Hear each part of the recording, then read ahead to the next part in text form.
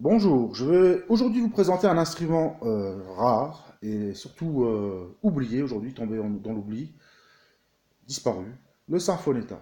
Alors le Sinfonetta, c'est un instrument de la famille du bandoneon. C'est un bandoneon chromatique de table. Donc il a été inventé par Monsieur Richard Scheller euh, et ensuite fabriqué exclusivement par la firme plus tard Ernst Louis Arnold, donc Erzgebirge en Allemagne, en Saxe. C'était un instrument très populaire dans les années 20 jusqu'à la Seconde Guerre mondiale, où il était employé carrément dans des clubs de Sinfonetta. À ma connaissance, il a été joué essentiellement en Allemagne du Nord. Voilà, alors le principe, c'est un bandoneon chromatique de table, comme je le disais. Alors le clavier, voilà, un clavier très coloré, voilà, avec des boutons de 5 couleurs différentes.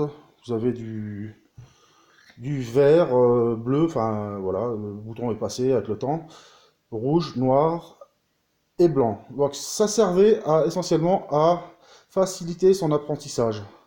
Donc sur chaque bouton se trouve la note gravée, donc dans la dénomination allemande D, A, B, C, D, 10, 10 pour les altérations. Donc voilà, il faut considérer cet instrument comme un bandoneon chromatique de table. Alors, le clavier central, c'est ces trois rangées du milieu. C'est la base, que ce soit à droite ou à gauche. Et ensuite, vous avez une rangée supérieure, une rangée inférieure qui correspond à des doigtés de facilité et des correspondances des notes centrales. Alors, le principe, si vous faites du bandoneon chromatique système Pégury, ça n'a rien à voir, puisque c'est le système inversé. C'est-à-dire que on commence du haut vers le bas en avançant, et des deux mains. Donc, démonstration.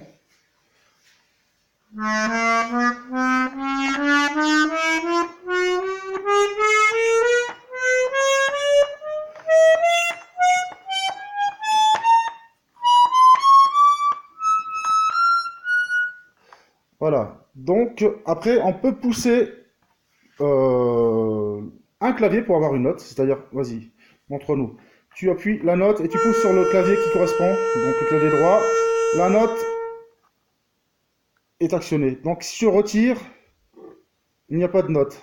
Ça se joue qu'en poussant. Alors, on peut très bien pousser la note et le clavier correspondant, ou alors très bien pousser la note droite avec le soufflet gauche.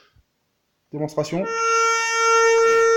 Voilà, parce qu'il y a un système de pan qui fait la correspondance en dessous pour les deux soufflets. Les deux soufflets sont liés en fait. Voilà, alors la difficulté, c'est de gérer finalement le souffle gauche-droite en ayant un balancement régulier sans saccade. Voilà, ici quelques grilles de... Enfin, quelques grilles. Les grilles d'aération pour atténuer ou amplifier le son. Donc, voilà. On va faire une petite démonstration chromatique sur la main gauche. De haut. Ouais, non, mais essaye avec la main gauche plutôt, puisque c'est comme ça que ça doit se faire.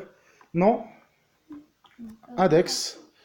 Index. Index. Comme ça. Je vais le faire. Donc.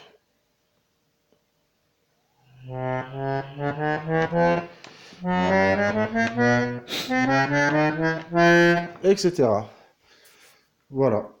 Pour le Sinfonetta, en espérant que ça vous a plu.